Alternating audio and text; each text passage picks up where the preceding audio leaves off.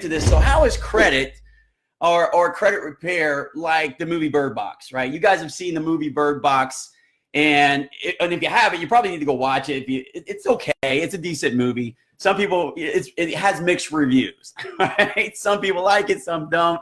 I liked it. It was something to start thinking about. There was a story behind it. There was an ideal behind it, and going through life and understanding how that being blinded to other things and trying to realize new things through covering your eyes, because we miss things even with our eyes open. And I think, well, that's what I got from it. So it could be a different thing. I'm sure it is, but that's what I took from it. And I think that's what's important, is understanding what you can take from what you're receiving. And that's the key here, is I hope you can receive what I'm giving you here. So and for you guys that haven't watched Bird Box, again, go watch the movie. It's probably, it's not that bad. But basically what it's about is it's about this lady and a whole bunch of people. Basically this town is infested by this weird anomaly or phantom thing that's basically, if you see it, it kills you, right? It causes you it takes over your mind and causes you to yourself, which is crazy, right? I don't even know if I should use that word. Maybe guys, if you blurt that word out, right? We don't want Facebook freaking out, right?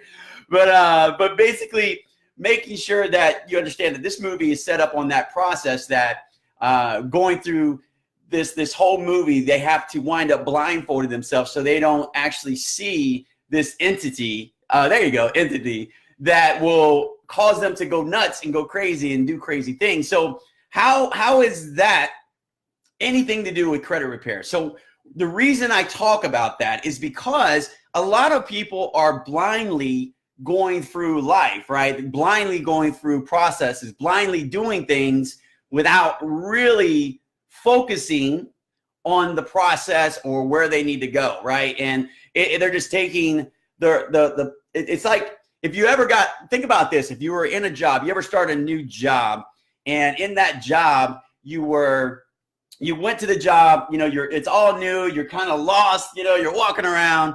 And I'll give you an example.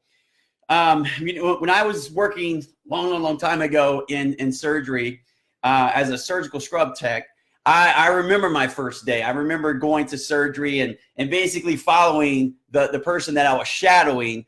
And I had no clue what I was doing. I had no idea where everything was. And this person was supposed to show me the ropes, right? Show me where everything was, show me how to get there. And I was blindly following, right? I was blindly following and hoping that everything they were showing me or the direction I was going was correct, accurate, and complete. And that's the key here, is to understand that although I didn't really understand or know this person very well, I was blindly just following because I felt it was the right thing to do. I felt that person would guide me in the right direction. Although I just met them, I felt like they were the leader, and they could have done anything. They could have led me in the wrong place. They could have done their thing differently and said, yeah, this is what we do. And then I did something wrong because I thought that was the way to do it. And I could have gotten in trouble, right? And really it just came down to me doing what? I blindly was following that person. So a lot of times in life, we do that. We just follow the lead, right? We just go, and we're more of, I hate to say this, but we kind of become the sheep, right? We're being flocked into things. And a lot of flocked, is that a word? But the thing is, I got to understand that process. So with credit repair, it's kind of the same thing. We've been led to believe certain things, and we've been led to do certain things, and we think that's the normal.